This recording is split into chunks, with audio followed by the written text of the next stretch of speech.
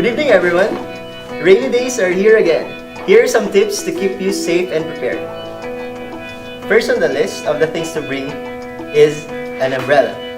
Make sure that your umbrella is a reliable and a handy one. To keep your things dry, make sure that you have some waterproof bag.